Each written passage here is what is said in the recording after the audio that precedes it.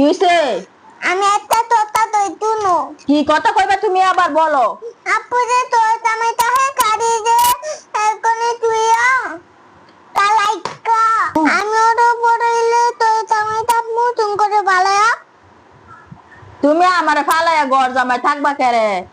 আমরা বড় করতাছি না তোমারে ফাইল্লা, তোমরা লেখাপড়া করাইতাছি, তোমারে ব্যবসা বাণিজ্য দিয়া দিমু, তুমি কাম করবা, তুমি বড় মানুষ হইবা, মানুষের মতো মানুষ হইবা, এরপরে আঙ্গরে ফালবা, তোমার আব্বারে ফালবা, তুমি ঘর জামাই থাকতা কেরে?